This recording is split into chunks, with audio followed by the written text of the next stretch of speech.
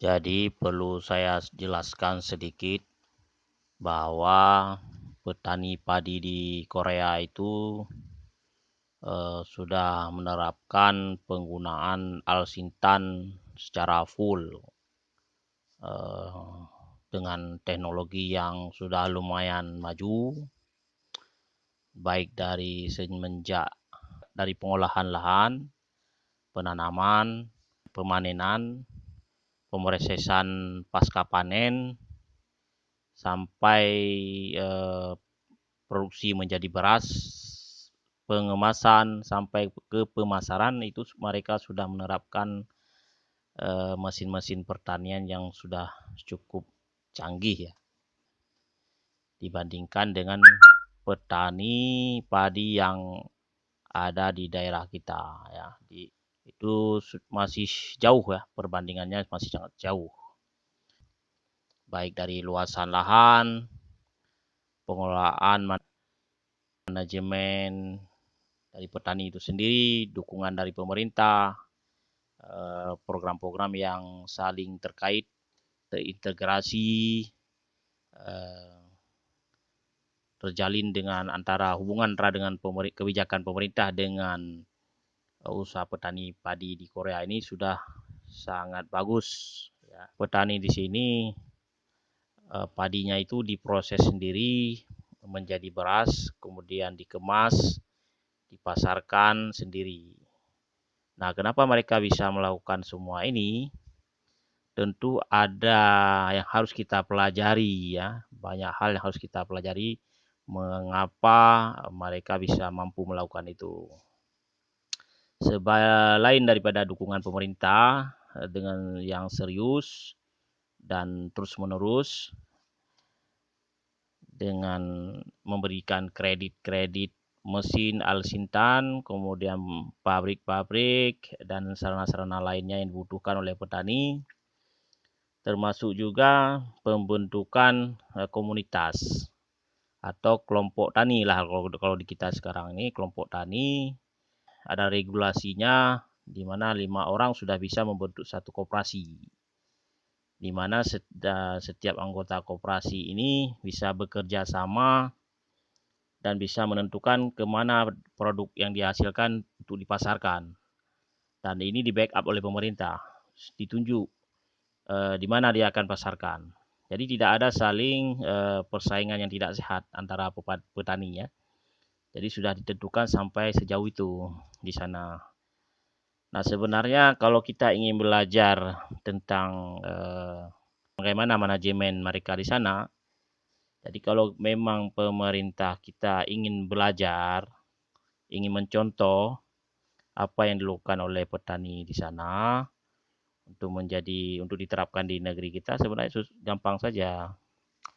Jadi kan kita banyak lah TKI-TKI kita yang bekerja di sana, yang sudah pulang ke Indonesia, tinggal kita data saja, kita panggil dia, kita minta keterangan bagaimana sebenarnya proses yang berjalan di sana.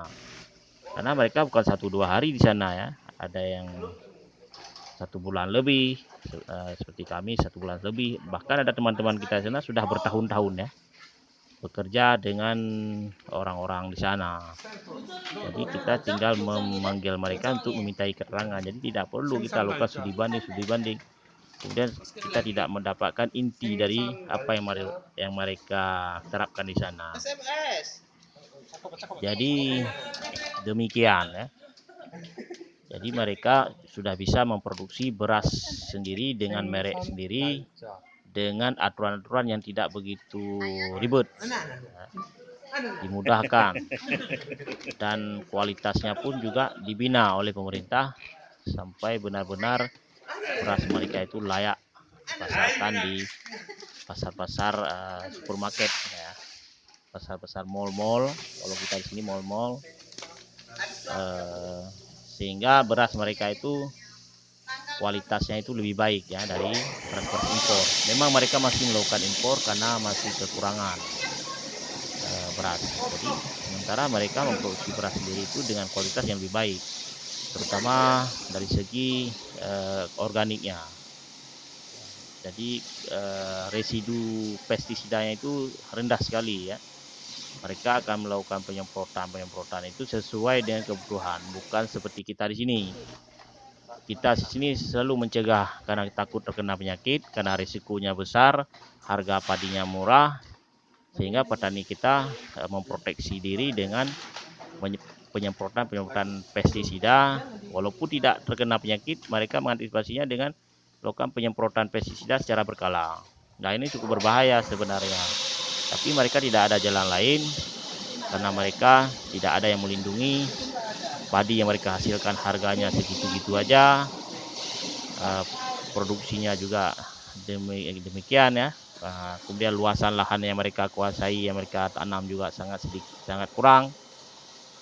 Jadi untuk mencegah kerugian yang lebih besar, mereka ya terpaksa melakukan penyemprotan pada tanaman padi di saat-saat yang tidak perlu sebenarnya.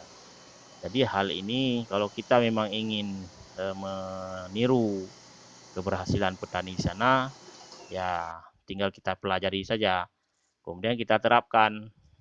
Jangan hanya slogan-slogan saja, jangan hanya retorika atau wacana-wacana saja. Jadi panggil mereka yang sudah pernah bekerja di sana, pelajari, kemudian terapkan. Sebenarnya gampang ya. Cuman kadang-kadang untuk merubah mental ini memang agak susah ya. Sebenarnya negara di sana juga pada awalnya juga susah, tapi karena sudah dimulai dengan kontinu dan terus berkelanjutan, sehingga kalau berdasarkan pengalaman cerita masyarakat di sana, mereka untuk merubah satu perilaku dari dulunya tidak seperti sekarang ini membutuhkan waktu 10 tahun. Itu untuk merubah mentalnya saja, untuk merubah karakter budaya yang mereka biasakan. Itu 10 tahun baru berhasil. Jadi saya kira kalau masyarakat kita juga ingin diarahkan ke sana, ya tinggal keseriusan daripada pemerintah dan masyarakat untuk sama-sama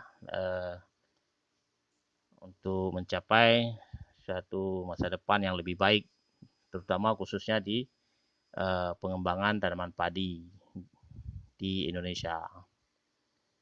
Jadi demikian yang bisa saya jelaskan. Mudah-mudahan video ini bermanfaat.